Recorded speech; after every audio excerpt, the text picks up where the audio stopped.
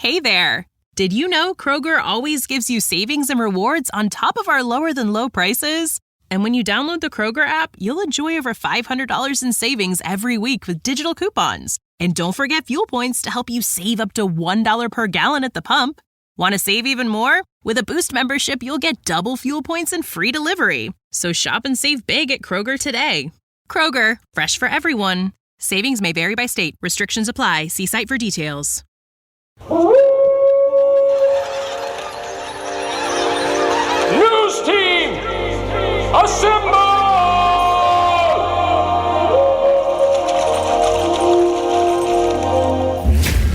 It's back and bigger than ever. It's the unofficial 40 from Soonerscoop.com. Now, here's the entire Sooner Scoop crew. Carrie, Josh, Eddie, and Bob.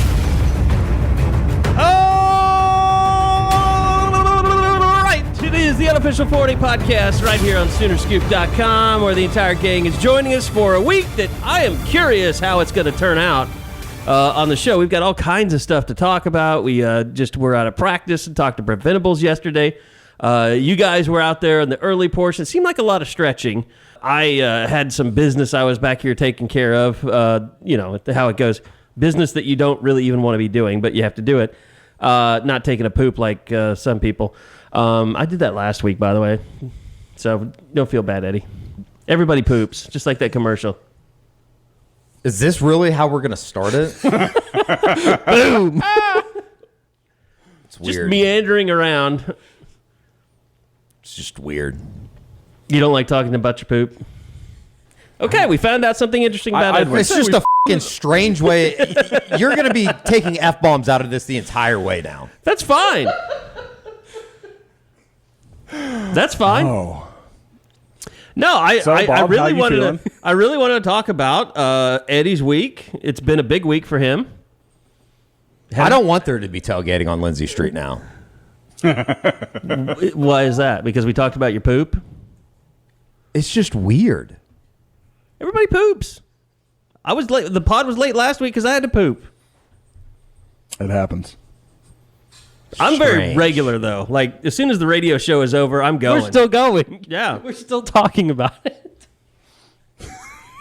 See, I think this is one of the rare moments Carrie and I are on the exact same page here. I'm like, I couldn't give a crap about this. Oh, wow. Didn't even go for that one, but that happened anyway, so. So anyway, no, we had the merch launch this week. A lot of work went into it. I really enjoyed it. I think Eddie and I were both sick of watching the video by the time we were ready to release it. Yeah, you would definitely reach that point for sure. There was so many editing, and like you go in there and it's like, okay, that's a second too long. We need to cut that. Like you just, I hope everybody enjoyed it. I think everybody enjoyed it, but you know, but it's been great. I can't thank you guys enough for the response so far to the Make Lindsey Street Great Again. I've noticed that Big Tailgate is already trying to put a damper on it by ranking Oklahoma the #1 pregame atmosphere. Yeah, I don't Big think 12. those people have been to Norman. No. On a game day. Yeah, it was just algorithm didn't. No. Strange. It was very strange. Yeah, I mean, look, I think the people that are out tailgating have a good time. It's just not the same without Lindsey Street. No, it's not. And it has. And I think never heard everybody says that. I mean, everybody knows that. Yeah, I've never heard a visiting fan base come in and be like, this was a great time. Like that you know, it's just, it's okay. Like It can be better. Yep. It can be a lot better. I'm curious. It could be great. Yeah, I'm curious to know, you know, what all, and that's one thing I like about the SEC move is fans are going to get to go and see what an SEC pregame is like and how crazy it is there. And, I mean, we've talked about it a lot. Iowa State's got a really good tailgating scene. It's pretty cool. Kansas State's cool, but it's just in a parking lot, so it's like an NFL pregame. I mean, that's basically what Iowa State's is. Yeah. Just in that big parking lot that separates Jack Trice and Hilton. Yeah. But it's just, it's all in one place, though. Lubbock has a good tailgate scene. Stillwater has a good tailgate scene. Stillwater's excellent, yeah. I don't know. They've really dropped the ball, though. I don't really look at Waco as a tailgating place. Everybody's on their boats and stuff. That's not really a tailgating scene. No.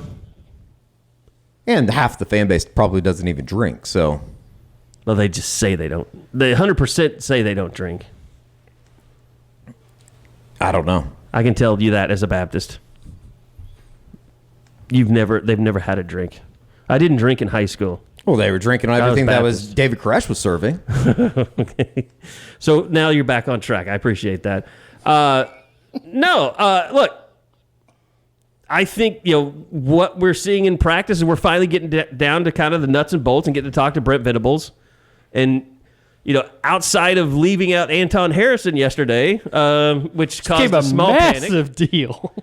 I don't know if you guys kind of relate. I think you relayed that on the board, right? Like, he's been the starting left tackle. Yeah, going back to the spring. Yeah, I think he was through Monday. He just forgot. He was out there yesterday at practice. He was running with the ones at practice when we were out there just waiting. Yeah. So, he just forgot about him. He started rattling off names and just happened to forget Anton Harrison, the starting left tackle. It's probably just because he's such a known, and Brent was probably focused on guys. I think he was just trying to get names that had a good camp so far. Which Anton Harrison's in a strange position because he was a starter. Nobody liked him last year, but he is the most established starter on the offensive line returning, isn't he? Except for Chris Murray, but nobody likes him either. Why? Penalties, lots of them. Not that many. People just as a whole didn't like the line last year because they thought they'd be so much better, and they never felt like they got better during the course of the season either. It never felt like, now this group's starting to play elite level. It never felt like that. Well, because they'd show it to you for a second. Like in the Texas game, you're like, okay, here it goes. It's all coming together now, and then now, just not at all. So that was – it was. I get why fans would have some frustration with the offensive line because, there is a lot of kind of living on reputation for the last few years where it just hasn't been to the level we're all familiar with. And, I don't think it's – I think we all know why we think it got there and why it tailed off at the time on the timeline it did. But, that we've got to see it to prove that that's what the story is. The conspiracy has just hit another level. Eddie's just... I might run this university. I think that there's a chance that I run the University of Oklahoma. Just because they do what you tell them not to do? OU announces expansion of private tailgating areas ahead of 2022 football season. Like, what do these sons of bitches don't understand? I told you that's what they were going to do when they knocked the Bud over, didn't I? Yeah. I told you. I said they're just going to give this to the private tailgate stuff. Yep.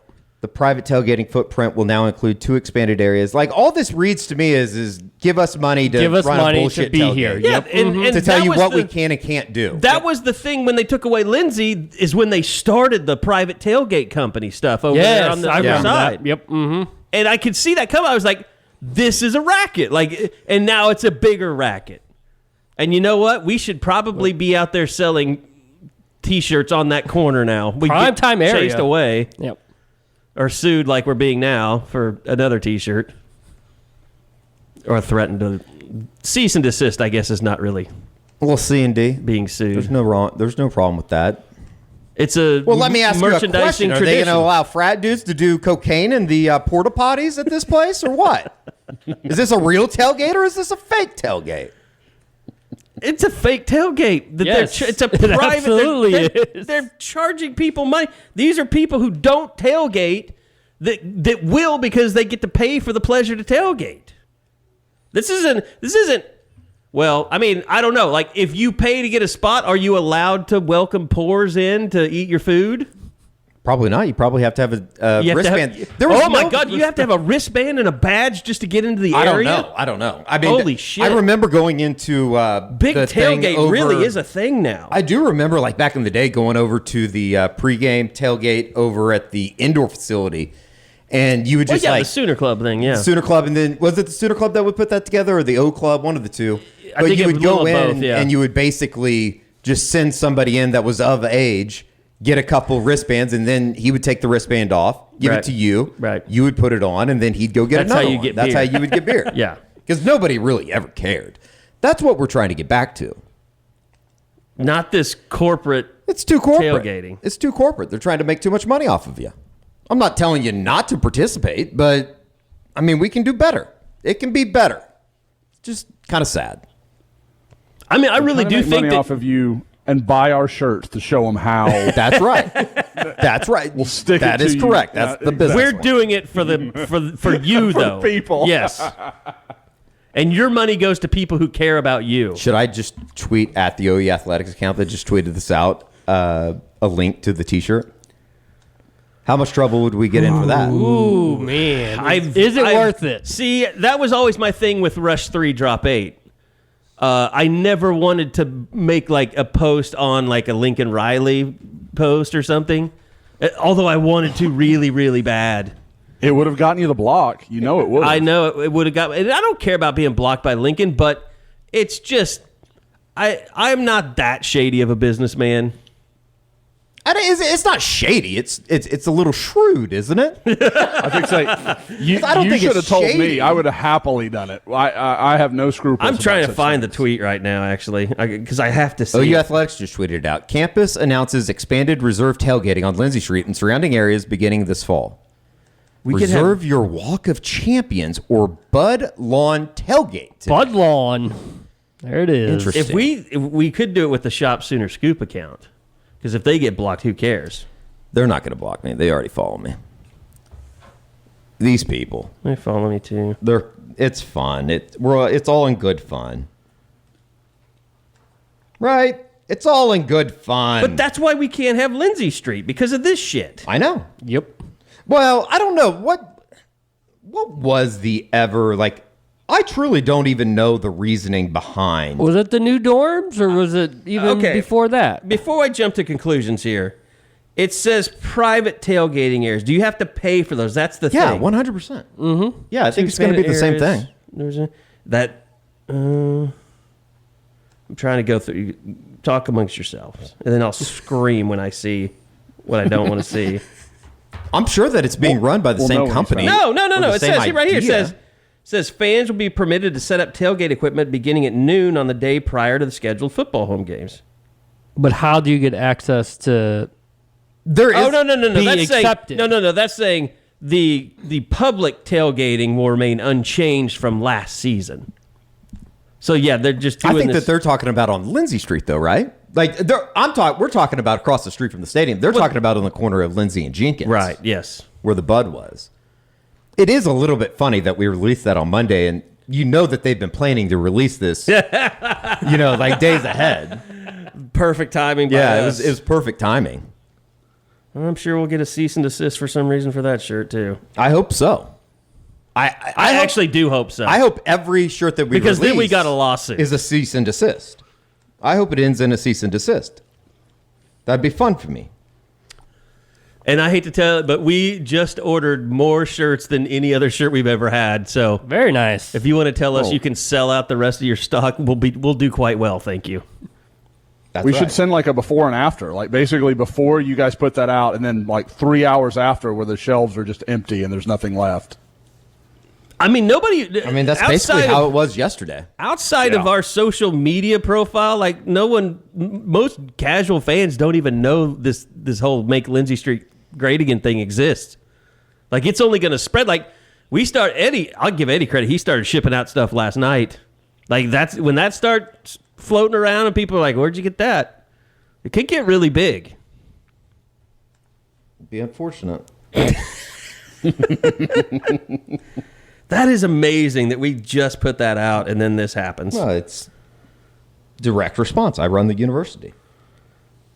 Oh, a map indicating designated until. The list is like Brent Venables, Thad Turnipseed, me. That's the current list right now of running the university. Joe Harrows is fourth. I'm the highest Panther on the list. I can tell that you're really angry about this. Well, I'm not angry. I don't really care, to be honest with you, but it's just funny to me. It's embarrassing. I mean, people are going to come to when OU enters the SEC and people from like wherever, I mean, even Podunk, Mississippi State come in, they're going to be like, this is what it is. This is what This is what tailgating is in Norman. Yeah, exactly. Well, the problem is this is only going to last for a year until Thad and Brent build what they want to build right there. Well, I know. It's just like they need to have a centralized tailgating location and not a place where people all they care about is making money off of the OU fan. Right. And that'll rub people the wrong way. But that's essentially why we got a cease and desist the other day, is because they feel like we're taking away some of their money by having a shirt with a wagon on it. Like we're infringing upon their right to sell. I don't care. Really, they're just playing into my hands. I just do they not think that I'm going to comment on this? They want Ward. They don't want you on Lindsey Street. Join the movement. Send. Done. Did you do that? Yeah. I love it. Well, yeah. We after the. It's fun, and we're having a big goof. Exactly. Like if people are going to get serious about that, then they just don't. I mean, it's just like a sign you don't get it. That's right. Like well, if they don't think it's funny, fun. then our landlord's going to come to us and say, "Yeah, Sooner Club says you have to get out of here." They won't say that. Well, then we got another lawsuit breaking the lease.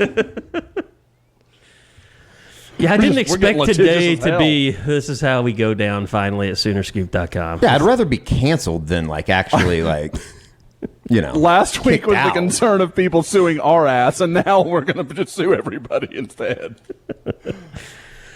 So anyway, yes, we have a situation developing. We will keep you abreast of our response to it. Is this worse? Is this Big Bread, Big Dairy really coming to life? Like, was this somewhat? Was this the corruption all along? I mean, it could be. OU and tailgating. I just running the average man for a off university of that likes to say that they love their fans so much. They truly sometimes it feels like they hate the fan, like the average fan, not the person that's given a lot of money or the person that's buying a tailgating spot or anything like that. I'm dead serious. No, I see what you're saying. I'm just laughing because you said the guy that's giving money. Well, I mean, it is. It's true. The fan that gives more money gets That's the better way it works. opportunities. Yeah, it's always been like that. It's like that at every university. Yes. But at the same time, I feel like the average fan usually gets shit on by OU. They do. And I think at every university, people struggle to see that, I get that the big donors are going to get their, and that makes sense. There's a business there. We've got to be realistic. At the same time, it's hard to quantify how much those tens of thousands of fans bring to you through everything they do collectively. Like, I think that gets overlooked a lot. Like, those guys, they don't sign a check for $1 million. Yeah, but they're part of why your TV deal is huge, because you've got 50,000 people watching every time anything with an OU shirt is on. Like, I mean, that has value. It's just harder to quantify it. Well, and it's kind of like it's with everything. They're just protecting what is theirs. It's like the NIL stuff that's frustrating. It's like, well, do NIL, but don't make it our colors. Like, and don't use our logo. Like, it's almost like the coldest can't say Nebraska. Thank you. That drives me crazy. I play in Lincoln. I play in Lincoln, or for Lincoln. Doesn't the start of that commercial sound like a porno? Yeah, with the lady and the baby. The lady talking. Yeah. Her voice is like echoing off the walls. It's like, that's a porno. It's really strange. Now that, like, if you watch it again and have a little bit of, techno music in the background, it seems like it's a porno. Maybe like those old keyboard violin sounds they used to have in softcore porn on HBO. Kind of a little bit, yeah. Yeah. Eddie, I feel like this is a TikTok waiting for you to create it. What kind? Well, maybe where you're in a porno with a football player. I'll pass. Who's come to fix your air conditioning. I'll pass. Eddie doesn't play in Lincoln. I didn't know that. I didn't know he couldn't say Nebraska. I just saw the beginning. I haven't seen the whole thing. I didn't know he couldn't. I just assumed it because the way he says it. I was like, exactly. It's got to be. But Nebraska's a state. That's the thing. It's the same thing with OU. It's all ridiculous. It's like, maybe if he said he plays in Nebraska, he'd be okay. But you can't say for. Play in Nebraska. Because, I just play in the state. Yeah, it would be weird no matter what. I play for the state of Nebraska. Could you say that? I wonder, it's got to be some kind of wiggle room in there. Man. But no, I mean, all of this stuff is about controlling the money. Squeezing every ounce you can out of what you have. I mean, it is. And we're no different. I mean, look at us. We're being hypocrites. I mean, we open the merch store, and you guys give us $10 a month, and now we're asking for more, and we're asking you to buy shrimp. But it's a goof. I will sell anything that people will buy. Anything. I do not care. I'm a little upset that Kerry gives away the stickers for free. Let's just be honest about it. It would cost us more to ship than we make in profit. That's why we give them away. Like Eddie and I want to do koozies. Right? You really can't sell individual koozies. No, we'll give those away to the fraternities and the people of Norman. And we're here for the common man. Will we give it away to the tailgaters? Should we give it away to private tailgaters? No. It'd be like one of those mini Bibles. You just start walking on campus, just giving up. Some people say that a game day koozie is more important than a Bible. I don't say that, but some people do. I'm sure some do, yeah. It's certainly more important on a Saturday. There's no way we're going to hear about this. I've never had a Bible keep a beer cold. Fact. You just put my head in a blender there for a second. I mean, that's a fact. Those are the facts. That's a fact. Sinbad. I mean, you can't argue with that point. It's just true. I think we have to move on from this discussion. I mean, we're all a little upset. It is weird that it came out right during the pod. I'm not upset. I think it's perfect. Do you think they knew we were recording? They're watching us from the damn building. Yeah, they bugged the building. Like Joe C. is up in the Sooner Club with his ear to the ground right now, just listening down. You can hear stuff if you listen closely. Not like upstairs or anything, but just within these walls. I guess it's because the walls don't have tops on them, or I guess the other one doesn't. In the front room. Oh yeah, you can hear stuff in the front room. Whatever. Football. It's football season. It feels like football weather out there today. It's nice. We got some rain. Really nice. Oh, that's yesterday sucked being out there. Mike Morgan said that yesterday was the last 100-degree day for the year of 2022. I'm down for that. I don't know if I believe it. I said this morning I will insurrect Channel 4. Mike, do you? No, I have zero trust. If it is 100 degrees on September 3rd, I will go to Channel 4 and take hostages. Well, we have a lot of 90s coming up, but I don't know about hundreds. I can deal with that. I think that's what they're really 104 has just been awful. Like every day, 104, 104, 104. Well, that's been the deal in Houston this year. Like it's usually when you guys are 104, it's 92 or 93, especially with me living closer to the water. But like the humidity makes up the difference, right? This summer, it's been like 98 with that humidity, and it is a world of difference. Like you just cannot go outside midday. Well, I noticed like yesterday, so we're standing on top of asphalt for like 30 minutes waiting for practice to finish. And I'm thinking to myself, like, man, I can't wait to get on some grass or something. And then I noticed after Brent was done and we were standing there, it felt just as miserable standing on that grass as it did on top of asphalt. I mean, it was The rugby horrific. fields are going to make a man out of you. The Junction Boys. So far, It was hot as hell. You know what's funny is when you guys texted that TD Roof was in a sling and in street clothes, I first thought, what did Ted Roof do at practice to hurt himself? Like, no, it's his son, idiot. But Your brain does autofill that E sometimes. Yeah, I know. You're It was not weird. wrong. Mm-hmm. But it was interesting, not just that Brent confirmed the injury, but that he said he was the only major injury that they've had in the spring. Yeah, I mean, we saw a lot of guys out. Like Chris Murray was in a boot. Jaden Rowe, Kobe McKenzie were practicing off to the side. But I think Brent will be truthful when it comes to that stuff. So I'm going to take him at his word for now. Yeah, Jalen Redmond was back. Slight concussion from last week. He was back at practice. So TD Roof, that felt like that was the only serious ones. Like Javante Barnes was back after missing first couple weeks. So was Ben Tavius Thompson. So we'll see how forthcoming Brent is once the season actually gets here, though. Outside of that, what were your takeaways from yesterday, Bob? Yeah, I mean, because that was a lot of it. A lot of it was just seeing after the physicality that they've been preaching and the scrimmage, how was the health of the team looking? And it still looks pretty good, and I think you're starting to get some answers to the questions that you wanted, like with Billy Bowman, with a Marcus Major, David Agwebu. You need those guys to make the next step, to take that leap if OU is going to be as good as everyone wants them to be in 2022. It does suck about TD Roop. I was genuinely excited to see him play football this year. Yes, you were. And I think that, they do lose a little bit of leadership just as far as on-field leadership. He was a guy that's obviously played a lot of football. I don't know if I was going to sit here, and I wrote it on the board, I don't know if I'd sit here and say that he was going to be an all-conference type guy, but I do think that he would have been a really nice part to this team, or nice key to this team, especially in a linebacker room that, I think that they need some leadership and or guys that have been around the block before. What's funny is we think that room's pretty deep, and Brent flat out said there's not a lot of depth. I think it's a little challenge to the young guys. I think you take that with a grain of salt. Like, it's never going to be good enough for Brent. Oh God, for Brent, no. Right.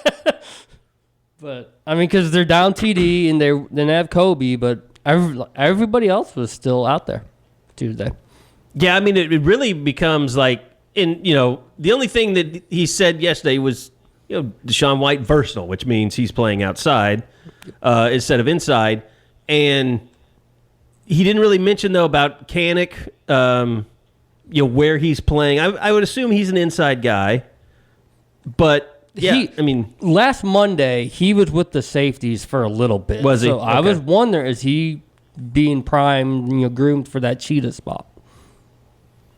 It's interesting, but yeah, it makes all the sense in the world. I think it also tells you that he likes Agwebu and he likes Stutzman. Yep. Which they basically said these are two inside guys over a guy who's been playing inside the last couple of years. And starting. Yeah, so where White goes from here.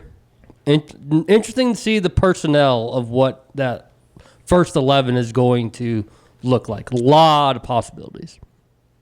But the thing about it is like, how often is that outside linebacker going to be on the field? Bingo. Because, especially if you're playing... Like, are we back to the Caleb Kelly, Will Johnson thing where they go back and forth? I have a lot more faith in Brent Venables pulling the strings on that than I do previous. Yeah, no doubt. And outside of that, I thought there was a lot of praise for the running backs yesterday, and that group in general. Yeah, we've been waiting for Major to physically and mentally both be there. It sounds like finally reach that point. Maybe as people were starting to give up on him and look toward others, that's when he's rising up to the occasion. Sounds like Gavin Sawchuk really took advantage.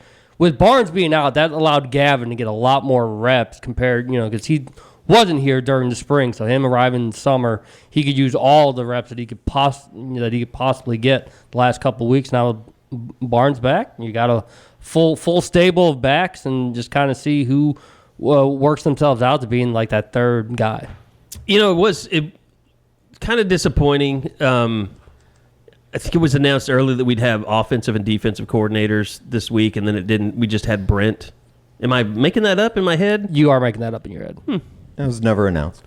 Yeah. I thought an email was sent out saying that there'd be... The goal was we were hoping we'd be back to coordinators and players Monday, Tuesday, but it was never announced that we were getting... I thought that was in the email. It's my mistake. But, it brings up the question, why aren't we back? What was in the emails that we're going to get Roof and Levy Mondays at the luncheon. We're going to get all three. Oh, okay. That's what I'm confused on. Yeah. At the Monday they'll luncheon. be in the mid-afternoons, and then we'll do all players in the evening. But, yesterday's a good example. Why not let us talk to the coordinators? Talk to Bill Bedenbaugh. Then you wouldn't have the Anton Harrison confusion. Although, Bill's not a guy that gives a whole lot of information at this point in camp either, because he's pushing everybody. He has been before. Early in camp, yes. he'll usually delve into a pretty long list of what's what. Mm-hmm. I don't know. Well, because when you talk about 9, is Savion Bird a part of that 9? Yeah. How does this really? Is Robert when you know Conjol, Bill plays 5, basically. He's gonna. Not fumble around is not the right word to say it, but he's going to go into the season and he is going to jumble around with his starting lineups, and he's going to find 5 guys that really work well together, and they're going to stick with that. Like, for instance, yesterday, the starting line was basically when we were standing out there. I think we can say that. I've been getting a lot of spam risks as well lately. Sorry, I turned my phone on because I wanted to hear all the incoming orders. Which we've had none. There've been 0. There's been 0. That was not the flex we were hoping for. No, and it wasn't either. Cyber war? Are we being a cyber war attacked? No, you think? it's Getting my blocked? phone as always. Yesterday, though, it was, what was it? It was Anton Harrison at left, McCade Mattower next to him, Rame. left guard, Rame. Conjul was playing guard. Because Curse Murray has a boot on, which didn't look serious. I would imagine he'll be ready, maybe even today. And then Wanye Morris was playing right tackle. So, I mean, that's a starting 5 that you could probably live with up front. I am interested to see how much they're going to let Savion Byrd move inside. How real is that? Josh, do you have anything to add on that one? Him and Tyler Guyton are both him and Savion Byrd. They have a tackle problem. They have too many tackles right now. I mean, they have got a how do we – because, I mean, Guyton and Byrd are good enough to play. I mean, they are guys they are comfortable with. So, from everything I've gathered, Byrd, it's just how the hell do you get him on the field? Whether it's tackle or guard or whatever. But, I mean, the stuff I'm hearing is just those 2 guys are really potentially elite type guys. I mean, they could be that – for all we talk about Bill, and I think everybody that listens to this pod knows how much I think of him, guy's never had a first rounder. It's crazy to realize that. And I mean, look at guys like Creed and Orlando and the success they're having. Those guys, the buzz on them feels like maybe that could change. But I mean, I know it's way, way down the road, but that's the kind of talk you're hearing. These guys are just so good, you got to find a way to get them out there for some snaps. I think one of the more interesting things that was in some of your notes over the scrimmage, Josh, is just the play of the secondary so far, and you kind of hear that from not just what you reported, but you're hearing it from other places as well, which I'm trying to figure out. Okay, what does that mean? Does that mean maybe the offense isn't clicking that well, or maybe these guys really are that good? Because it's all guys we know for the most part. The guys we got to talk to Justin Harrington stuff, right? Yeah, it's crazy. I told Bob this morning, it's story 1A right now as far as OU camp goes. I mean, guys, he is, with probably the exception of Woody, the one guy that I'm he's starting. He's just going to start. I don't know if it's at safety. I don't know if it's at Cheetah. I think that's probably most likely, but he's going to be on the field. There is... barring him just falling off a cliff or something here at the last couple of weeks, I mean there's literally no one that's seen him that hasn't been holy crap, where's this guy been?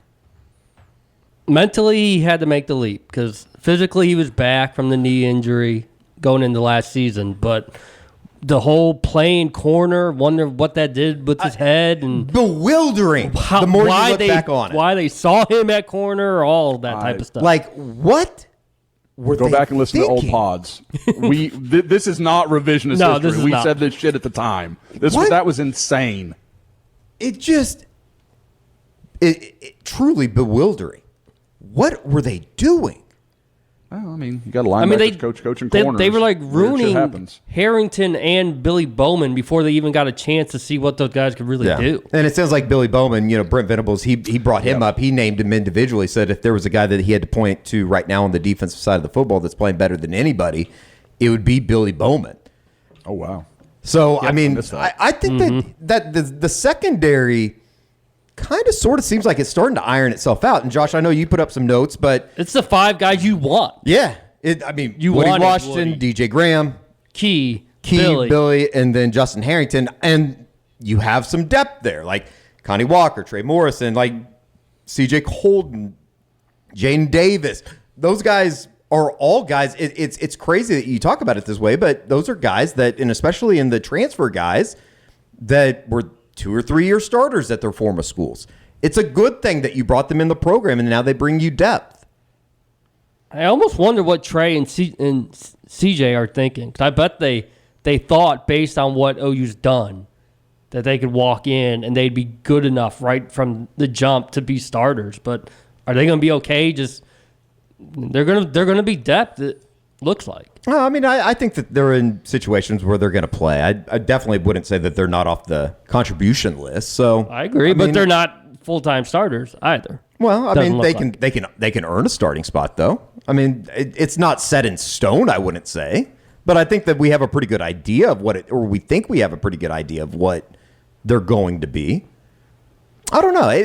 I don't know about you guys, but like I've had to do a couple podcasts and interviews just with some other radio stations, and like the one thing that everybody talks about here, and we find ourselves always talking about this at this time of the year in August, is the defense is going to make a turn. They're going to look better. They are going to be better. And then you look up halfway through September and Tulane's moving the ball in the fourth quarter to go tie the game.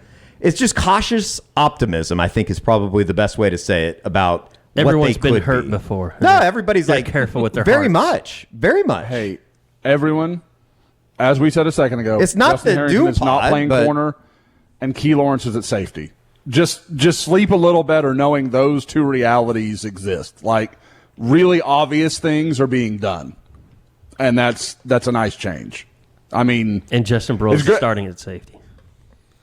Why do you always shit on Justin Broyles? I mean, I thought it was a dig at Josh for the way he said it. No, and it was. Yep. It was, and that's fair. We got other digs at Josh to get to. Oh, there's so many. Josh just dug himself holes this weekend. So, but no, guys, I mean, for me, I feel like 4 of the spots are pretty much locked, and I'm pretty sure DJ Graham starts week 1.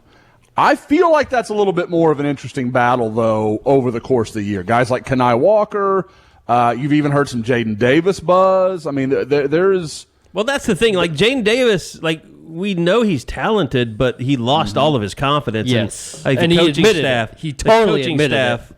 lost confidence in him. Like, is this a reboot for him with the new staff? If you're a corner that doesn't have confidence, there's no way in the heck you're going to be playing. And he fits this scheme to me in a lot, like playing that zone where he's not having to turn and run with 6'3" guys that run 4. Like, that's not, Jaden's not I mean, he's a good athlete. Don't get me wrong. He played OU. You're a very good athlete. But elite of elite athletes, like, he's kind of, like, he's not a dominant guy in that way. So to me, him to be able to play some zone where, like, and he's a good tackler. He plays, like, there's a lot I like about Jaden Davis, and I think people have forgotten how good he was for a big portion of his freshman year. But like so many DBs we saw the last regression. I mean, God, it's not just Grinch. Like, it's 7-8 years now. Yeah, those DBs would come out like a house on fire and then fall apart. Like, I mean, guys, I made a comparison of Jacoby Johnson to Jordan Thomas, and everybody's like, "How the hell could you compare him to Jordan Thomas?" I'm like, did you guys forget what a freaky athlete Jordan Thomas was a 2-time All Big 12 guy. He just fell off a cliff late in his career. And I mean, I don't think that's what we're going to see anymore. I think guys are actually going to improve and get better over time. Real quick, guys, primeshrimp.com, great sponsor to the pod, PRIME shrimp.com. They just introduced their new flavor last week, lemon and cracked pepper. I'm a big lemon pepper chicken guy, so I cannot wait to try these as well. Also, you get $20 off your first order if you use the promo code Sooner Scoop. So make sure you use Sooner Scoop. You get $20 off your first order. They've also got the French Quarter Alfredo, the garlic or butter, Louisiana shrimp boil, the signature, or even just a plain if you want to do it up yourself. Takes less than 10 minutes. Great for guys at home without the wives like Josh. And there's no prep, no mess.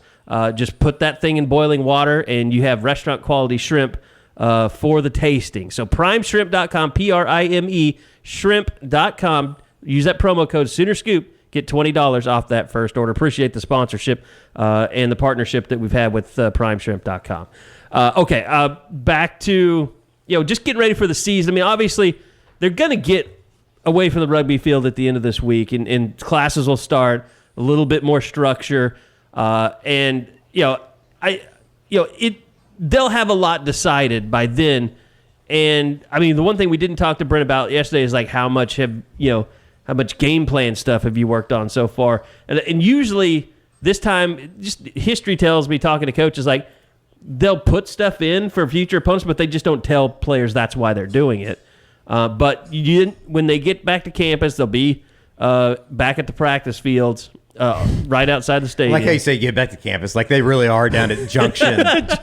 we played it up like that. When they make that long trek of half a mile back to campus, which they give them charter buses and everything, so it's not like they have to pile in the back of somebody's pickup to get out there anymore. I think like the underclassmen just have to take the bus. I don't know how they broken that up because the quarterbacks got there early. Mm-hmm. Like when I got there yesterday, the quarterbacks were arriving and they were in the back of a pickup truck. So I don't know how that. Brent Rawls was driving the truck too, and I thought that was really strange. It's going to be really interesting because I think you're going to start having a two deep, and that's going to be the other interesting backup quarterback. Next week and Brent talked about that. Like that's what they're really pushing right now to figure out. Kind of sounds like Davis Bevel right now. It does. Yeah. Yep. Mm-hmm. Which I guess makes sense. I mean, he's the guy that has a little bit more experience. He obviously played at Pitt. I don't know that I heard that the other day, but it seems to me like Mike has really been more in the mix than he has been in the past. Again, if rotations mean anything, it has been Dylan, then Davis, then Micah, then sometimes Nick, and then General. I don't know about rotations through a drill. Yeah. I don't know if they mean anything, but there have been times where Micah has Micah's been a solid 3. It's been between General and Nick with 4 and 5 that's been changing. There's probably not a single place in the world or single school in the world that could say, yeah, it'd be good if our starting quarterback got hurt, but it's even more so here with the state schools, Oklahoma State and Oklahoma, that they keep Spencer Sanders and Dylan Gabriel healthy. I mean, and I saw somebody was talking about this on, it might have been on Twitter, or it might have been on the board this week, just as far as like how Matt Corral was used with Jeff Lebby a year ago. It's going to be fairly interesting early to see how much they let him run and called runs in talking about Dylan Gabriel, because you don't want him to go down early. It would be that. I mean, you talk about disaster scenarios right now.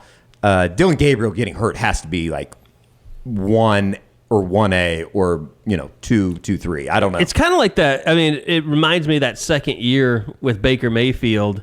He's coming off of that a year where he gets a concussion against TCU, then he gets knocked out chasing down an interception against Clemson on the sideline. Mm-hmm. And it's like, everyone knew how valuable he was, and he wasn't as reckless running the ball or doing things to get himself hurt, and he had a great season. Like, you can do both. You can be careful and you can be mindful of not doing things. We saw probably the greatest running quarterback of avoiding contact that we've ever seen in Kyler Murray. Mm-hmm. He was literally, truly the best. It seemed like he never took that oh shit, he got blown up hit. You hit Thomas Lott people in your mentions.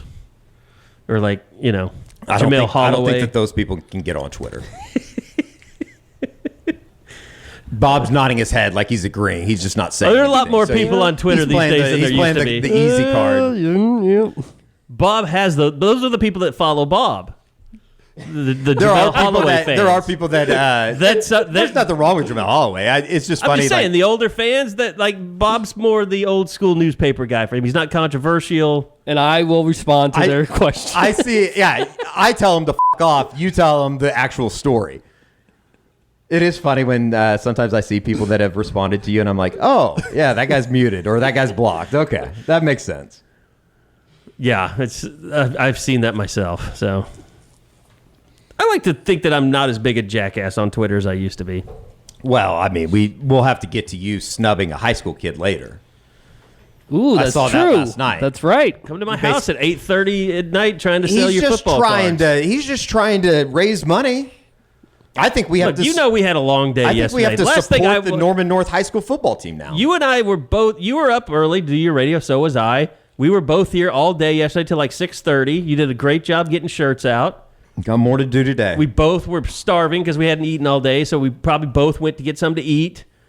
Got home, just was basically waiting to go to bed, and at 8:30, it's almost dark out, and a guy knocks at my door, football player, and I could see in his hand, because I buy them every year, that he had the little discount cards.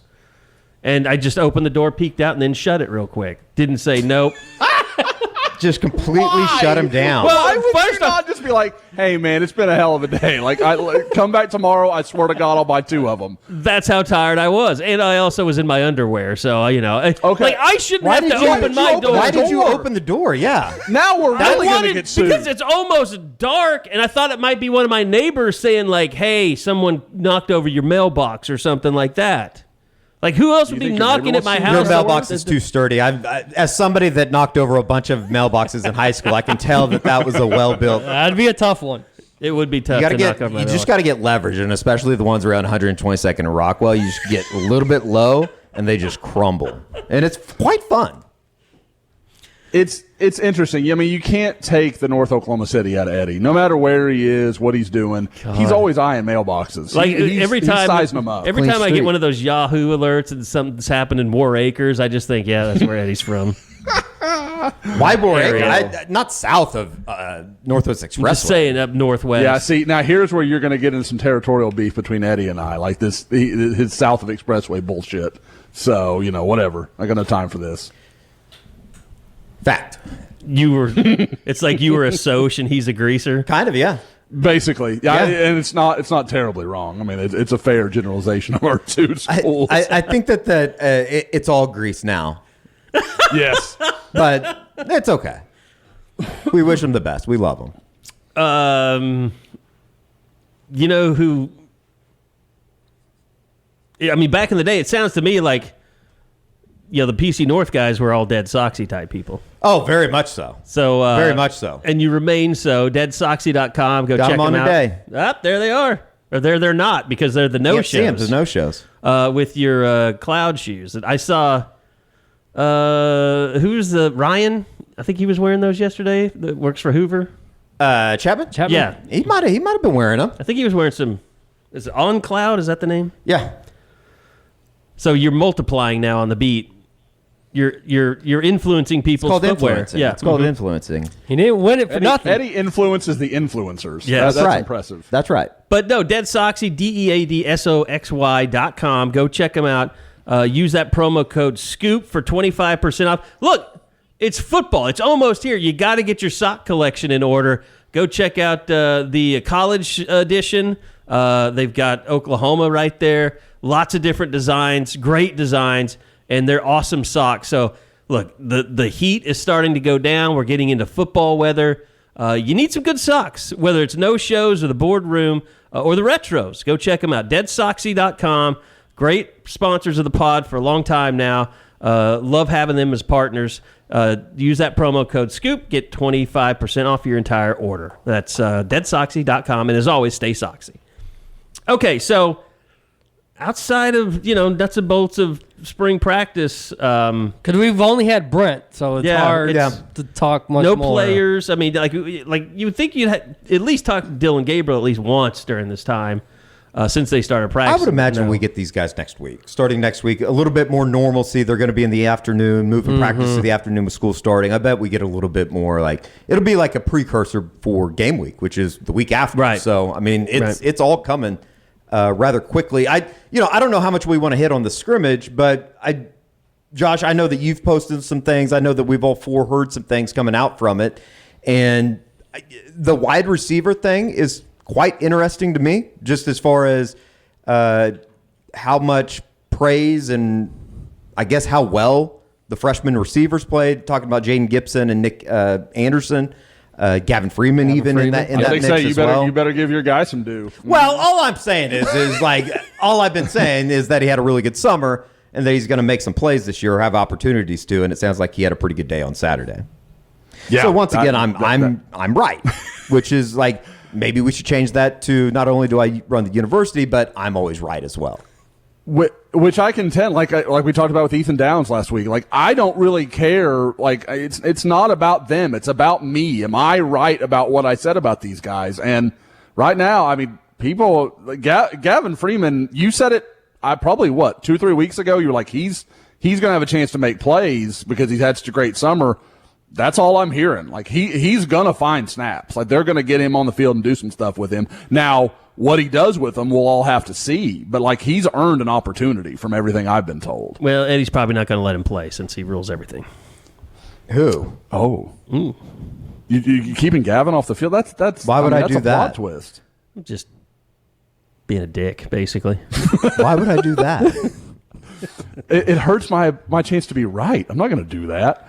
But no, Jaden Gibson's the guy that, like, you know, and we heard good stuff in the spring, but it was like, you know, he's still so lean, but he put in good work this summer. You can tell he put on some weight.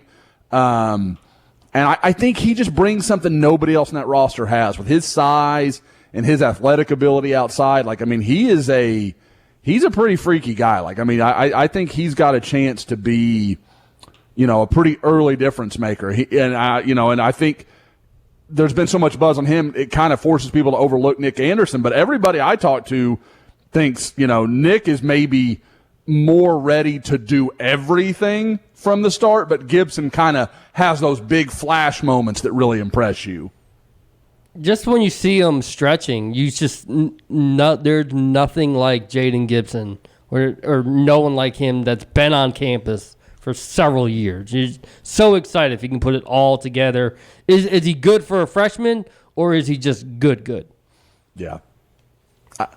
You know, that's the thing that does surprise me a little bit. And you guys can correct me if you've heard differently.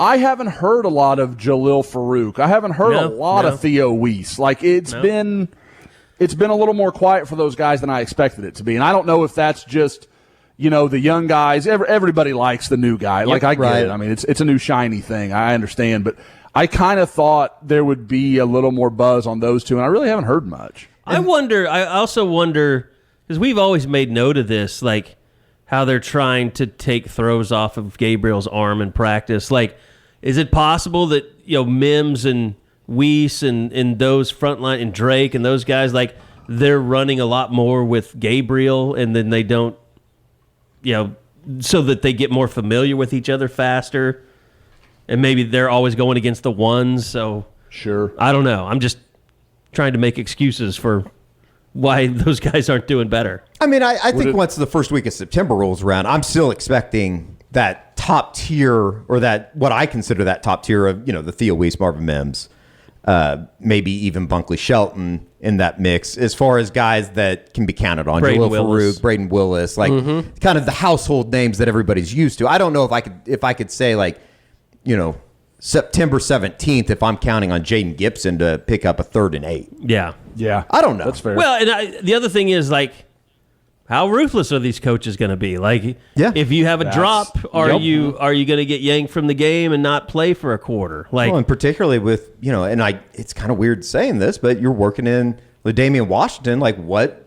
He hasn't coached in a game yet. Like, I think that there's the wide receiver position was going to be interesting, and it's even more so now with everything that's happened here over the last couple of weeks. And because we talked to Brent, it's almost hard to get a real gauge because, you know, he's so locked in on defense.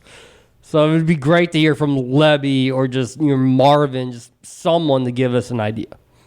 Yeah, Lebby especially, and just for him, just to see his reaction when you ask him about people. Like, yeah, exactly. You can tell so much. You can tell immediately. Whether that guy really is impressing or if he's just saying it to, you know, because he might be good, but he hadn't seen it yet. So, I mean, that'll be good next week. By no means am I saying that I would love to have, like, a preseason game, but I would like to have, like, just a half scrimmage or something to get a little bit of a good idea of what everything looks like out there before game one. Would help you with some of your camera work. That we all could see, or do you mean like you think the school could use it? I don't know. Like I mean, they would could use it. Well, if it was up to the school, they'd charge $200 for everybody to get into a scrimmage. Well, I mean, I think a lot of fans would be more than willing to pay that price just to see, you know, just to see a little something. No, that's true. Because I mean, God, guys, I mean, has there been a more intriguing team? Like, because I was talking about, like, I think ESPN or somebody put out their, like, top 100 players. No, you only had 2 guys on it. It was Mims and Dylan Gabriel, and they were, like, 70 and 64 or something like that. I was just looking at it on the board. And people are like, this is so disrespectful. Is it? Not really. Like, I don't know who you would pick. I mean, the only guy I would even really make a case for is probably Woody. Like, and I think that's fringy. And kind of, you know, you'd really have had to watch him a lot like we do to have that feeling. But, like, there are a lot of really good players on this team. I don't know how many elite ones there are for this year. I think there's a lot of young guys that are probably going to get there. But this is a really interesting team. Like, I don't feel there's a lot of holes, but I don't know how many game changers are going to be in that starting 22 this year. That's going to be really interesting for me to watch. The great Caden McFarland from Tulsa asked me who I thought was going to be the defensive MVP. And I could make 5 or 6 recommendations. Yep. And you can make a case for and against very easily. But I don't know if I could just flat out say, this guy's going to be the MVP. So I think captains are going to be interesting. I think Braden Willis is Braden Willis. Boom. The way that Brent answered Carrie's question yesterday about captains, it sounds like it's going to be seniors for the most part. So you're probably talking about Braden Willis, maybe a Jordan Kelly. I don't know. Deshaun White. Deshaun White. Maybe Deshaun would make a lot of sense. Yeah, it will be. It's going to have to be some of the elder statesmen of the group, isn't it? I don't know if you give one to Michael Turk. He's only been here a year. Like he's technically a senior. He's been around, but he's only been here a year. I don't know. But is Michael Turk an all like? Is he off the bus squad? Like he rolls out for the coin flip, and you're like, well, there's their linebacker. And you're like, no, that's their punter. Yeah. Like, I mean, is that a mental? I mean, that feels like a mind a little bit. Like, holy God, where did that guy come from? But yeah, like defensively, we're taking so much shit, by the way, about not knowing about the combine thing. Well, you should. Yeah. Fairly. No, it's took fair. it all week. Yep. I'll eat it. That's. I mean, it's not just from like I get it. The boards, yeah, I get that. Like literally, other people in the media are like just clowning us. Like, how did you not know that? It just escaped me. I mean, and as kind of the combine guy here, I'm a little ashamed about that. Well, that's what I said. I said, don't be mad at me. Mm-hmm. Be mad at Josh. Yeah, all he does is scout things. Yep. I love the combine. That's a holiday for me. I love all that Senior Bowl. That whole run up to the draft is fun for me. That's my favorite part about the NFL. I don't really give a shit about what happens other than the Colts on Sundays, but I love the off season. So I didn't know. I just did not know. And it took a long time to search it. Michael Turk NFL Combine, it was like 700 results. So it was really hard to find. It was probably because it was, I couldn't find it. That's why I didn't know. That was a graceful end to that. Okay, well, they were all poor excuses, is what they were, gentlemen. Yeah, no, we it up. I mean, there's no doubt about it. God, defensive captains is really interesting to look at. Yep. There's nobody that screams at you. Woody?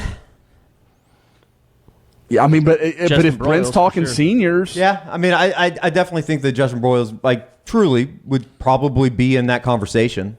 100%. He should be. Yeah, I mean, I agree with Carrie's sentiment. Like, I want, in a perfect world, my captains are my best players. Yeah, but I don't know that you're in your perfect world right now. But I mean, we don't know. He's that kind of dude. Like, that was the whole thing, with Lincoln's teams, is like they didn't develop that good a leadership. Their best players weren't their leaders. We don't know what's happened with this team. I mean, maybe David Agwebu is been a guy that steps up and can be a captain. Yeah, he chose interesting words about how much David has invested into the program. Yeah, that's a weird, different way of saying something like to give him praise. Almost like saying like you can tell that this means something to him now.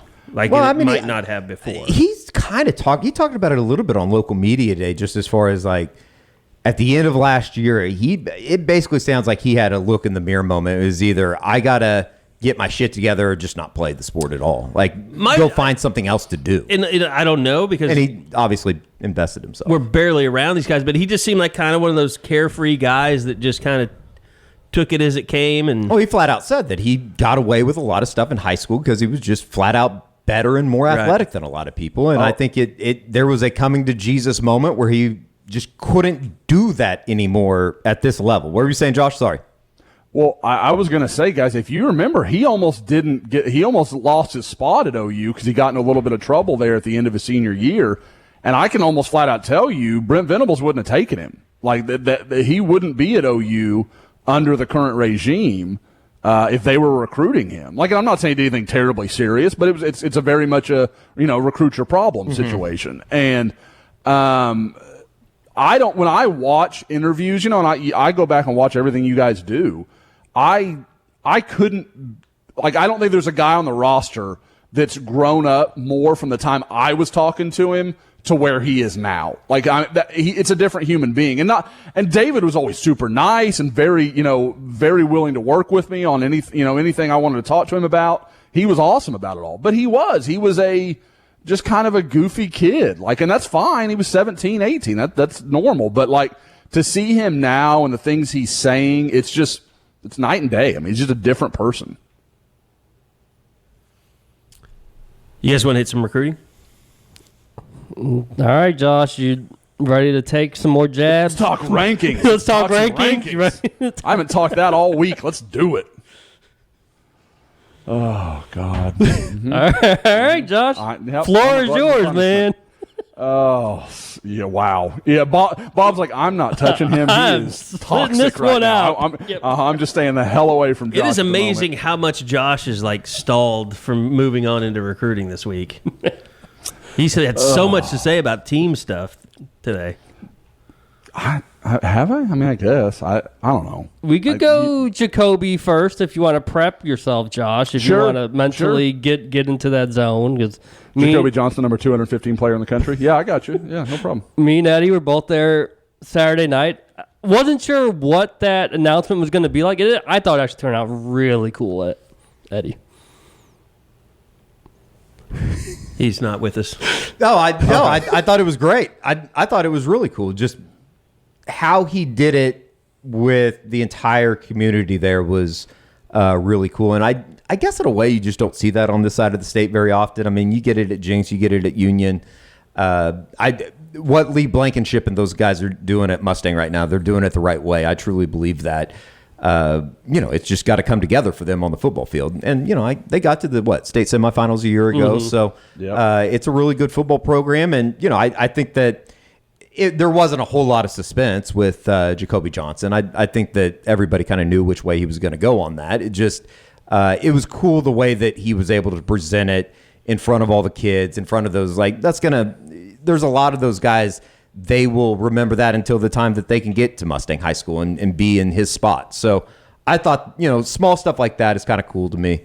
Because he's not a rah-rah, look at me. No, that is. He said it was out of his comfort zone. Yeah, it was out of his comfort zone, but because of that, it almost it seemed like he appreciated it more, resonated more. It's something he's not going to forget for a long, long time. So, guys, and obviously I saw the video. When he comes out of the tunnel, had the announcement happened at that point, or did he do it kind of simultaneously? It was with the Boomer Sooner in the back being played, and then he puts the hat on. Because I don't even think it was actually ever said.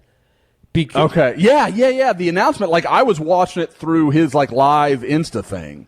Because they played the first minute of the commit video that went out on social media after, and then he says, I'm going to continue my athletic and academic career, and then he walks through the inflatable Bronco, and he puts on the hat, and they played a song, and then... Yeah, he walked out to Boomer Sooner in case you didn't see or couldn't see the video as far as what it was. That's how he announced it. Yes. Yeah. I was like, that's so fitting for him to be I'm going to actually come out after the announcement is made. I'm going to let the screen be the star of this show, and then I'll come in and be secondary. Because like you said, and he said it as well, that's him, man. He is a reserved, low-key guy. He's not your typical corner receiver that love, the spotlight, love cameras on him. He's a great guy to talk to. It's not like he's shy or anything. He doesn't have that need for attention like some of the guys that we cover.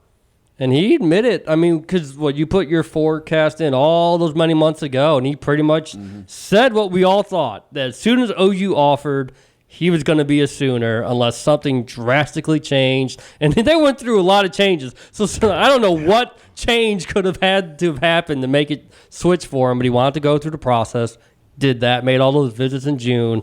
And it's just a culmination of like everything that had been working to put this together, and it's just a very special night. I thought, well, I remember when I put that forecast in, the conversation that he and I had, and there was a lot of talk. I mean, for those that don't know, his father played basketball at TCU, and there was a lot of feeling that maybe, TCU was going to be a big factor. And I remember talking to him when TCU offered him, and it was just kind of like, oh yeah, that's cool, but he was never a kid that, because sometimes you saw these in-state kids and they kind of downplay the importance of OU because they want to see what else is out there and what other opportunities may come along. But for him, he never played about it. Like it was that OU offer meant a lot to him, and he was pretty clear about it from word go. And that's why I love to have those initial conversations, because if you talk to the kid when he's a sophomore, you're going to get a little more. They're not as refined yet. Like they're going to be a little more direct. When you get into that junior year, they start kind of, all my offers mean a lot, and this is great, and blah, blah, blah. It's harder to I have a top 7. I don't remember 6 and 7. Exactly. Like who's your recruiting coach at each of those schools? I don't know, but the one school that you think I like that I don't really like as much, like that's how that always plays. But so like I said, I think that's a credit to Jacoby. He never tried to play games. He never tried to hype it up or make it anything he wasn't. And I agree with you guys. I wasn't there, but watching it from afar, that felt like going to like the Jinx preview stuff, like that I've gone to for years, like where the little kids run out of the tunnel and, they do all the different teams or whatever. And Union does something as well. That it did feel very East Side to me, like they were trying to make it. It's not just about this team. It's about this program and a community, and these kids running through the tunnel are going to be, our future linebacker someday. I thought it was the whole thing was a very cool environment. It was great. All right, is Keon Brown a 4-star? I haven't looked to see if the rankings have been updated today. It does not look like that has changed, and for those. Lord, for those who haven't been part of the 70 threads on the topic, Keon Brown, so let's just start from the start. When it comes time for rankings updates, Rivals national guys will hit me and some of the other guys up that they know get out and see stuff and just kind of ask like, hey, man, you got any updates, any things you've seen that we need to address, let us know. I'm not a guy that hits them up a lot. I don't send in 27 notes. I don't send a note on every guy I've seen. I send notes in on guys that I had a good long look at that I think we're really wrong on. That I just think, like this is way too low. And so people are like, well, did you write something in on Jackson Arnold or were you going to? No, I was never going to. And long story short, Sunday night I was planning to write that 10 days ago. I was it is still sitting in my drafts because I was writing it. And as I was writing it, Cale Gundy dropped a resignation on all of us, and I never got back to it. I just forgot to do it. It never got sent. And so I told some people there was a fairly strong reaction by some, and to a point, I get it. Like, I get that it's frustrating. OU fans have been waiting for this update all summer. I get it. I really do. I didn't have nearly as much to provide in the 2023 rankings update as I did in 2024, because there weren't a lot of guys that I saw that said, oh, we're way off on him. Or, like, I saw Jackson Arnold at the OU camp. I saw him throw, guys, we were there. He threw like 10, 12 passes. Like, it wasn't like, oh, yeah, we really got to look compared to guys who spent 3 days watching him at the Elite 11 or, 2 days watching him at Future 50, or I guess a full day watching him at Future 50. So it was a little different circumstance. The one guy I really needed to write something on was Keon Brown, because we've got him as a 3-star. It looks like that's where he's going to stay. I will address it in the next update, because that he is at least a 5.8 and probably should be a 250 kid. And I sent something in. It was belated. I don't even know if it got taken into account. It probably did not. So there are still some moves. I'm going to go see Caleb Hicks in a couple of weeks. I'm expecting he will be a guy that I'll be writing up for 4 stars as well, because that's what I see on tape. So you guys are going to see Cade McIntyre the Nebraska weekend. Mm-hmm. So there are plenty of guys that have a chance right now. I mean, Oklahoma with Samuel Omasigo making the jump into the Rivals 250 from his 3-star status. Yeah, big jump for him, and well-deserved. He was another guy I planned to write up once I saw him, but now, I mean, now maybe he's even better than where we have him ranked, and I'll write something else up anyway. But right now, that's about where my head's at on him, somewhere around 200. I think that's pretty fair. And then, we're going to, like I said, we're going to see, I'm hoping to see Keon Brown. We'll see if I can make that work. But we're going to see Eric McCarty. We're going to see Heath Ozida. We're going to see Caleb Hicks. So we're going to have a chance to look at some of these 3-star guys that may make a move and kind of vault OU's ranking a little bit. And, of course, we will get those in. This was a one-off oddity that is not the norm. So, so now that everybody hopefully will stop yelling at their Twitters and on the corner, we can breathe again. It's kind of messed up, though, isn't it? And I'm not, taking shots at the Rivals National guys. It shouldn't be your responsibility to basically do their job, though. No, I don't think that's right, because they can't see everybody. They didn't get a chance to see Keon Brown, and people are like, how is it possible that a kid from Tallahassee hasn't been seen? Well, the FSU guys may have seen him. I don't know. Our FSU side has switched in the last 3 months, so it's not the same people. So I don't know what they've seen. I don't know what input they could give. And again, if you're a Florida guy, I'm going to go watch some high school games in Florida. I mean, we talked about it. It's in Woke this week. Some of my preliminary schedule for the season.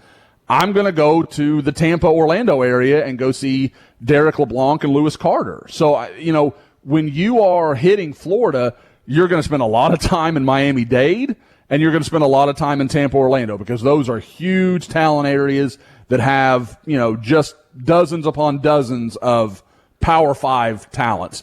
Tallahassee, there's some, don't get me wrong, there's talent up there, but it's just far more spread out, so it's going to be a little different. But yeah, like I said, I think it's just a deal where certain guys, I just have an opportunity to see. I mean, I'm not going to pretend I knew anything about Keon Brown when he showed up that day at camp, but God, guys, it didn't take long looking at him to be like, that dude's special. That's not an everyday guy. Like I said, I think Rivals 250 is where he should be at least, and I might go to a game this year. Hopefully he'll make playoffs. That's kind of what it's looking like. But if he'll make playoffs, I may try to sneak over there. And if he does, I mean, his physical stuff, I'm not ruling out a big move for him. He is very talented. Well, it's important to say, too, there have been plenty of years where Rivals has asked for input. Josh has given input, and they don't acknowledge it. It doesn't change anything. Andrew Rame. It happens. Oh, God. I couldn't have beat the drum harder for that guy that's going to end up a 4-year starter. And I mean, guys, and it's I remember going all the way back to DeMarco Murray. Jamarcus McFarland was one of those deals. And Kerry, the funny thing about that is everyone will remember DeMarco Murray. I get it. He dropped out after the Army game and, wasn't a 4-star and clearly, probably should have remained there based on his career and that kind of stuff. I get it. But nobody ever brings up Jamarcus McFarland, who clearly wasn't even the player that his ranking said he should have been. I mean, even after he dropped. So, I get it. People's memory is always for what was done that they can say, well, that was wrong. It's never oh, well, yeah, that one probably turned out the way it was evaluated. So, I get it. It's fine. Like I said, it's going to be, like I said, I started looking over my list of games. It's going to be a ton of fun. I mean, it's weird, guys. I'm going to see a bunch of top 150 defensive players. Colton Vosick. I mean, PJ Adebaware. I mean, we haven't even talked about PJ. PJ's a borderline top 50 player in the country now with Rivals. He's made a huge move, and I know with 24/7, he's in there. He's a 5-star consensus guy now because of that move. So he is, like I said, this class, it's really hard not to be impressed with what they're doing. I mean, 3 6.0 guys, Jackson Arnold, I know, I mean, we can get into that if we want to. He's number 21 player overall. There's never been a year in history when the number 21 overall player wasn't a 5-star. It's going to happen. Just breathe. Like, I get it. I think he should be based on, like, I always have to preface it. Based on the way rankings are done. Forever. He should be a 5-star. Yep. He should be a 5-star. That's the thing that pisses people off. And we know that, right? Yep.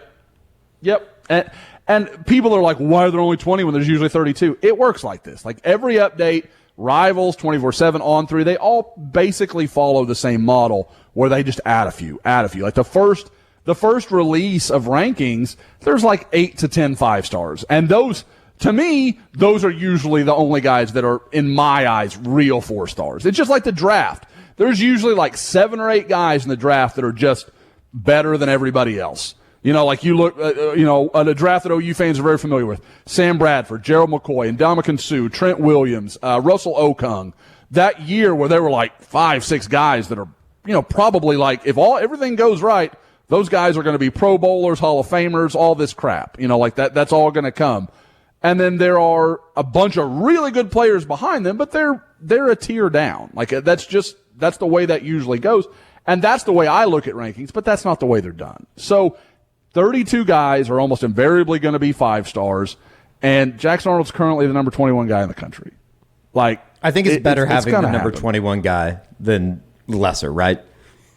Yeah, I mean, he jumped.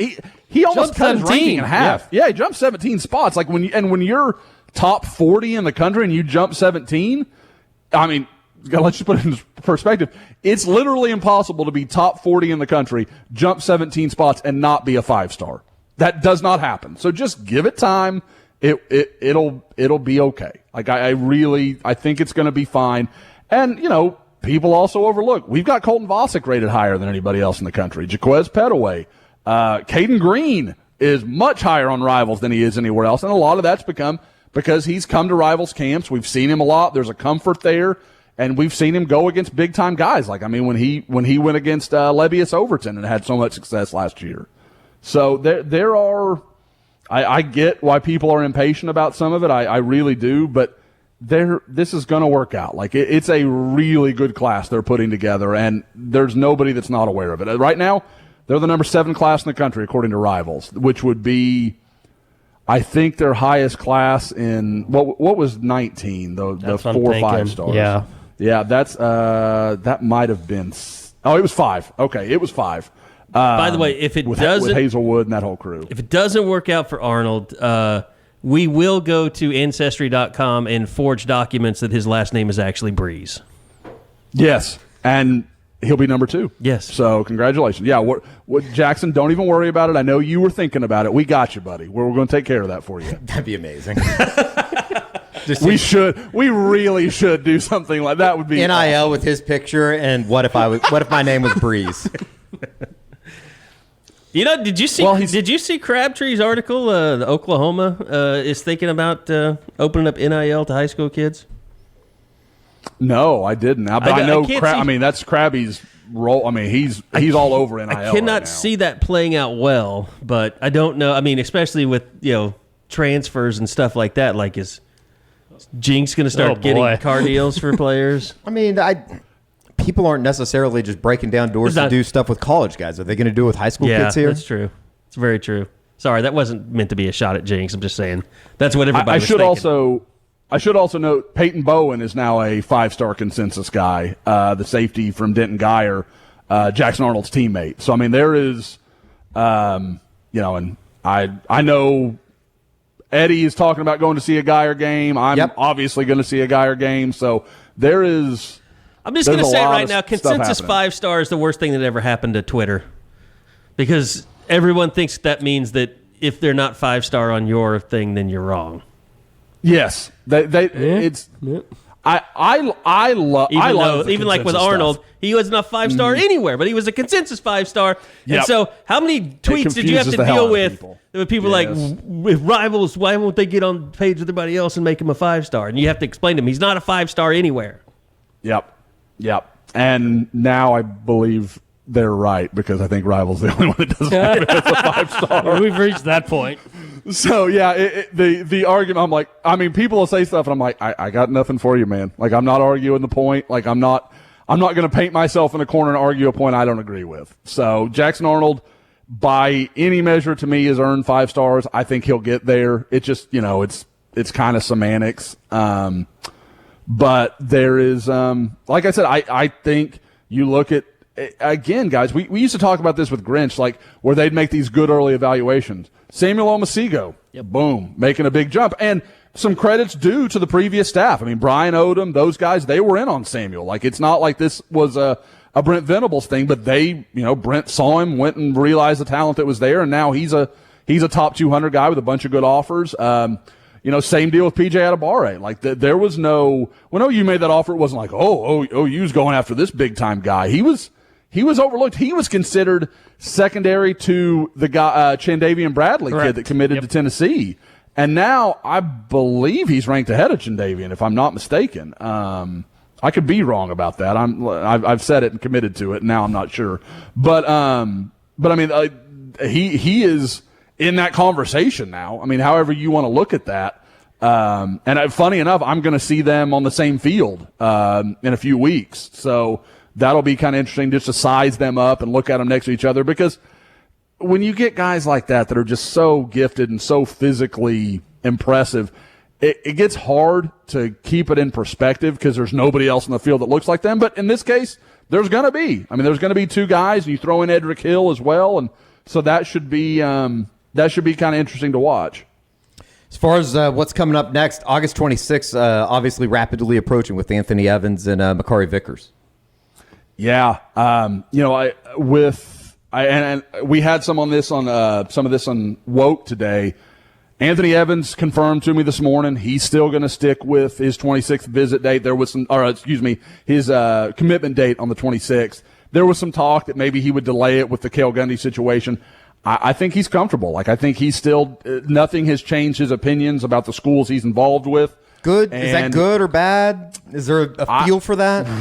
I could see it either way. Yeah. Because I talked to someone who swore to me up and down that LaDainian Washington being OU's wide receivers coach was actually better for Oklahoma. And that's not, he didn't like Cale Gundy. Like, don't misread that. Sure. He just really likes LaDainian Washington. So, like, I think there's something to that note. And I also think, with, you could also argue, like, well, okay, he was going to Georgia. So, like, I mean, I get it. I can hear the argument either way. It makes sense.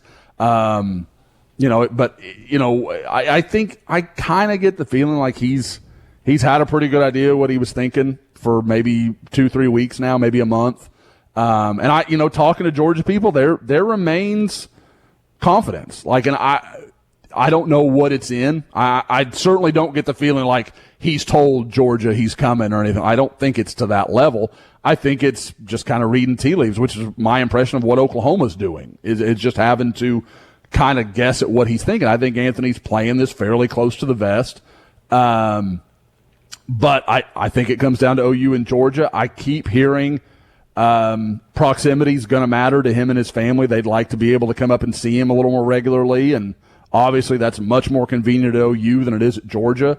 So we'll see. Like I said, I'm not dead set that it's OU. I'm not dead set that it's Georgia. I think it's going to be an interesting battle, and I have got him on my schedule for August the 27th to be at his game on that Saturday. They're playing a neutral site game against Johnson in San Antonio, and we'll see. I can tell you. If he picks Georgia, I'm not going to be at that game. I'm just going to go ahead and let's make that real clear. But yeah, so it is. It'll be interesting to watch and kind of see what happens. But I don't think either side has given up anytime soon. I guess Vickers. I'd left out Vickers. Yeah. I haven't heard anything that makes me feel any different. Like I think Oklahoma is the leader there. Alabama. Again. People have kind of painted this like, oh, Alabama's not involved. Man, I don't think that's it. Like, don't get me wrong. Like, a lot of pressure got taken off when they landed the big time safety from Georgia, Caleb Downs, and I think that did take some fervor out of it. They didn't, they weren't pushing quite as hard. But I My impression is Alabama would take him if they could, or if he wants to come. So like I said, we'll see, but I expect that to be good news for Oklahoma on the 26th. Very good. And then, that kind of rolls right into the beginning of the season. There's nothing really in between now and then. Or, then and you have Edric Hill, but I think we see the writing on the wall there. Correct? I think that is kind of the reverse of the Makari Vickers situation. Like, maybe a Hail Mary could happen, but, boy, I sure don't see it. That kid feels like he's going to Alabama to me. I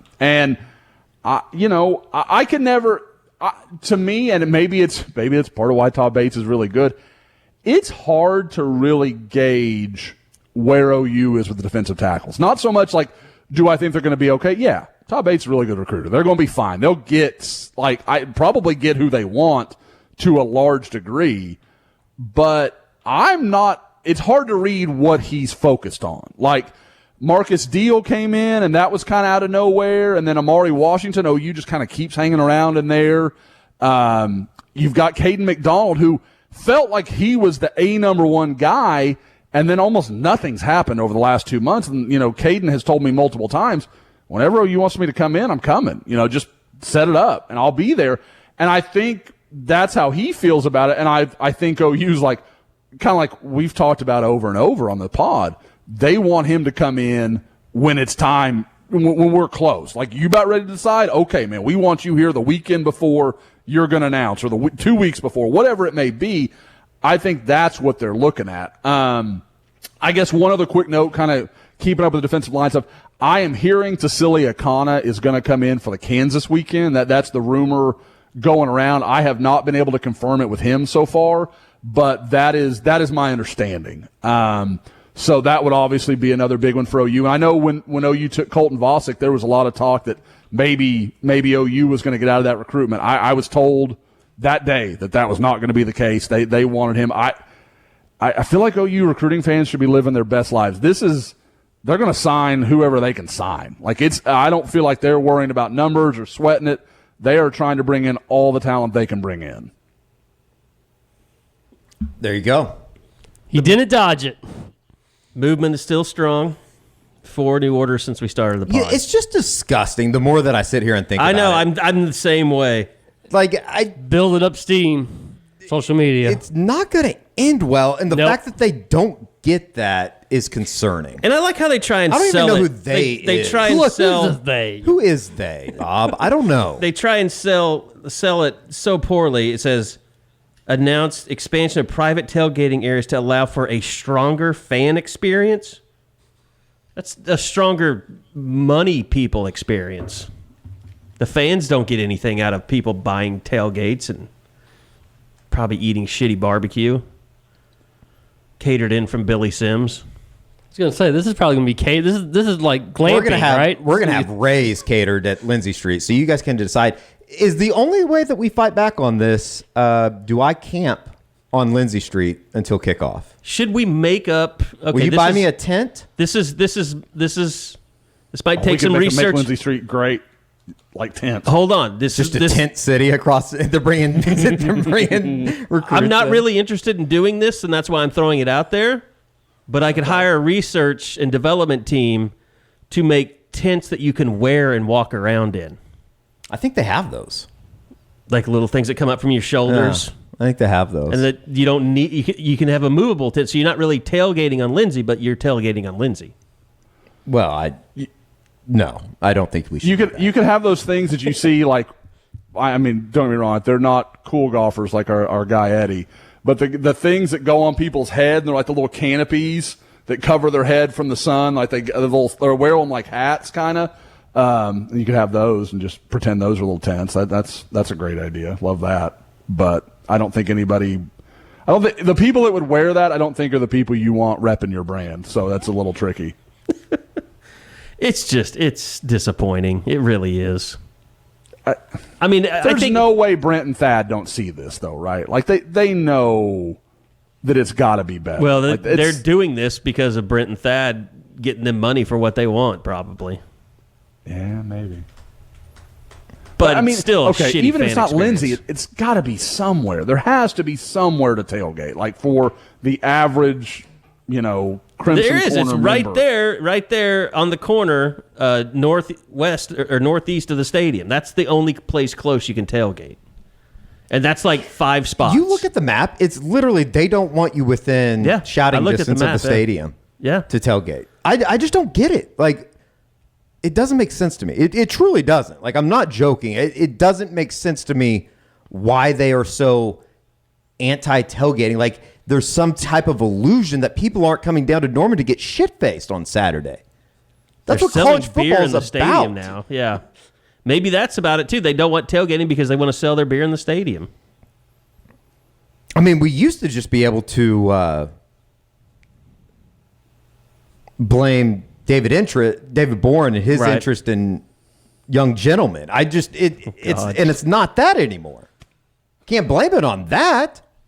But see, that feels like people that don't power drink enough.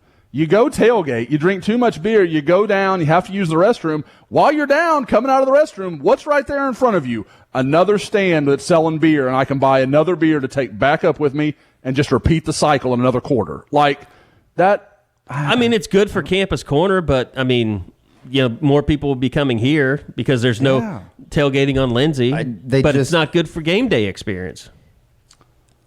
And I mean, it is going to be embarrassing when OU makes the move to the SEC. I'm not familiar with every SEC locale in their tailgating scene, but I don't think that people are prepared.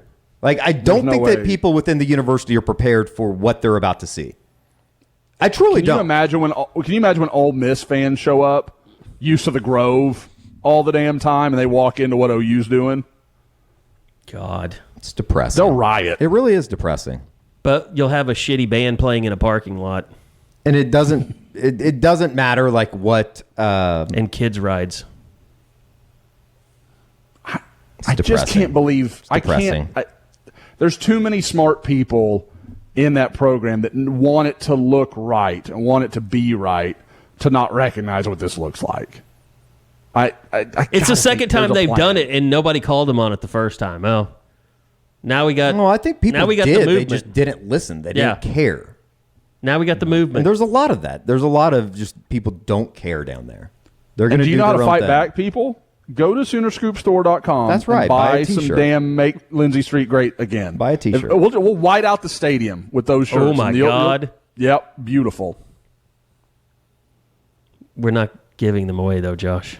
No, we're selling them. Okay. They're all going to buy them. Just want to make sure we're on the same page. No, 100%. Just announced Kent State's checkered the red white. All the white shirts will be that. Should we make like some foam Lindsey Street signs for people to carry around in the stadiums when they instead of Boomer and Sooner back and forth? Lindsey Street. Well, this all started when they introduced Boomer and Sooner, those stupid ass mascot horse pigs. Yeah. Somebody in Oklahoma want to do something good. For your kids out there. We're going to have to edit that out. We're gonna ruin the illusion. So. See, here's the better thing you do. Those are aimed at your children. Make sure your kids know there's a person in there. That's not a real horse. Don't let them have that. Don't let them be fooled and just be little idiots. Like, help them be better You people. would never tell your daughters that because that would ruin Disney for them forever. Oh no. Oh God. They don't want to go to Disney anymore? Cool, man. Tell me where to ruin it. Like I'll pay the psychiatry fees if I can pay that with all the money I would save in not going to Disney ever again. It's surprising to me that they don't get it. I think they get it. They don't care. They don't care, yeah. I mean, this is a money grab. They've taken away Lindsey for a money grab and used the excuse of the students in those dorms and their safety. You can't tell me that that's what. I mean, we were just down there the other day. I mean, like, there's plenty of room. Plenty of room. Plenty of room. I don't know. It's insane. I mean, it's insanity. I think that they could even, and like I know that there's more people that tailgate than just fraternities or sororities, but there was a lot of fraternities that set up tents over there. They could charge the fraternities like $1,500 for the season or something. You rent a stall, kind of have the same idea of what they do at O'Brate with the fraternities out there in Stillwater. Mm-hmm. You rent the stall. You are in charge of keeping up with it. You could have pledges go clean it up on Sunday morning and game set match. It's a perfect Saturday. I mean, here's the kicker. When they do build that new building there, do they move the private tailgating to Lindsey Street? I don't know. I think just go away. Oh, if they're making a lot of money off of that, they're not going to want to get rid of that. They'll move they it might take somewhere where away it's the inconvenient for public everybody else. tailgating spaces. Yeah, but eventually the common man's going to be tailgating out on Highway 9. You're going to have to bus into the stadium. God, I don't think you're being too nuts with that. It's just, hey, be better. Be better. I mean, look, you as the fans have a voice, and this isn't a sales job. I mean, you need to say something. You need to make it known. The great Forrest Bennett put it perfectly. He said, when I was at OU, tailgate spots on Lindsey and Asp were a free-for-all, and that in itself was part of the college experience for many students. The university send your pledges down there to save a spot. Inexplicably ended that. Now this. And they say NIL is killing the authenticity. Thank you. Of college football. It's f***ed up. I don't understand it. It's a money grab. I mean, that's all you have to know. Like the make Lindsey Street great again thing is a little bit of a bit, but I'm also kind of serious.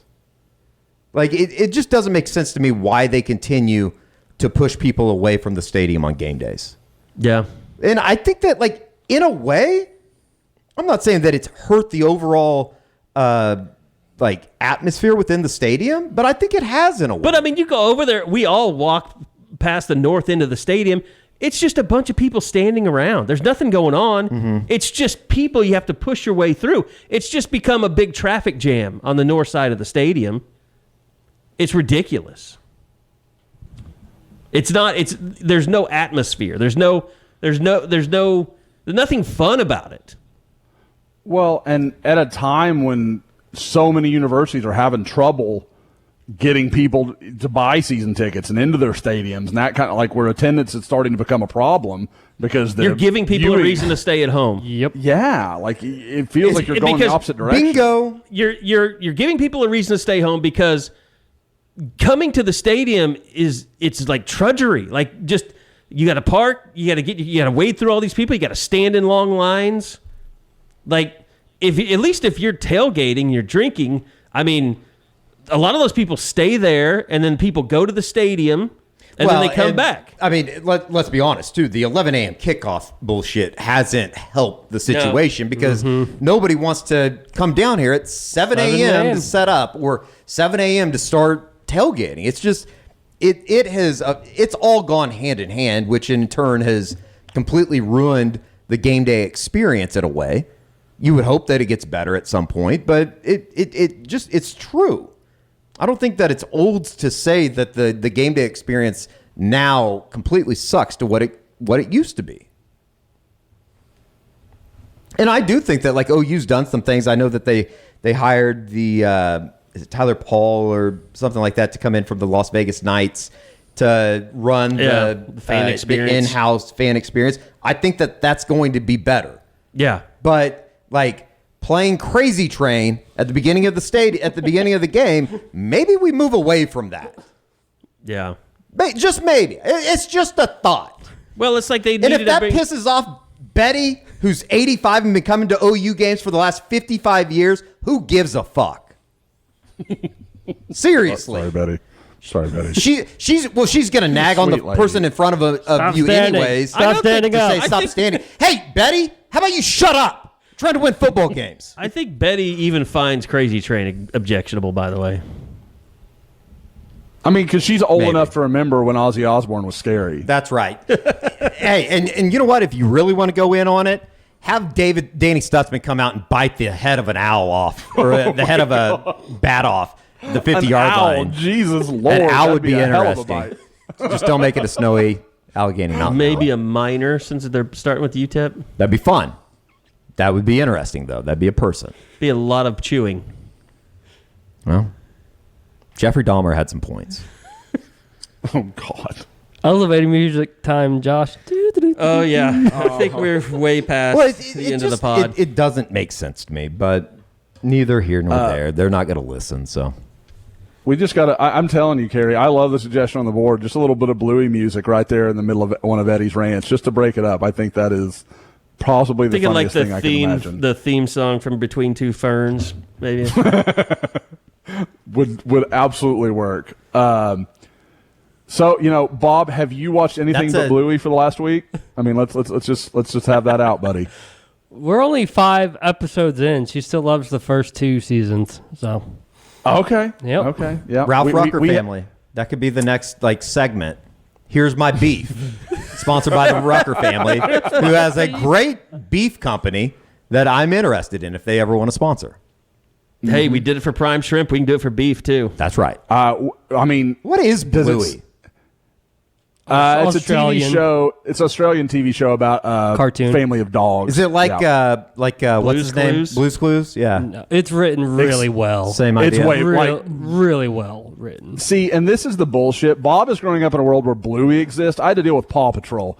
Bluey would kick the shit out of Ryder. Ryder sucks, and that Paw Patrol was the worst thing that ever happened in my life. I'm so glad I'm out of that phase. I love Bluey. I would legit watch Bluey without my kids. Correct. It's funny. There are funny moments in it. But it is, I don't, but I'm just saying, I could do that. That's no problem. Paw Patrol, I wanted to rip my TV off the wall and throw it. I would not watch any of my shows just so my children could not watch any more Paw Patrol. Do they have is it the same guy that, is it like a host? Is it like a cartoon type thing? It's pure cartoon. Okay. Mm-hmm. There's it's all cartoon. Yeah, it's not Blue's Clues. No humans. The quote tweets on the University of Oklahoma tweet are not going well. Boy, they had to have known that wasn't going to be received well, right? I don't know if you guys looked at the board. There's a 60-post thread already. There's nobody that are people pissed. I would hope that there's nobody within the university that goes, people are going to love this. People are going to love that you can spend $1,700 to do something that used to be free and more fun. I would hope that it's much like me when I posted the rankings yesterday. You don't want to really hit the button. You're doing it with one finger. You're not really looking at it. This is going to go bad. Right. We know this is going to go bad. That's right. You would hope that they're not that tone deaf. And I don't think that they are, because I don't either. For the most part, they make a lot of really good decisions. And I don't even know who they is. So I don't even know who we're talking about, to be completely honest with you. I'm exhausted. Someone post the Brent Venables "It Ain't Good Enough" video.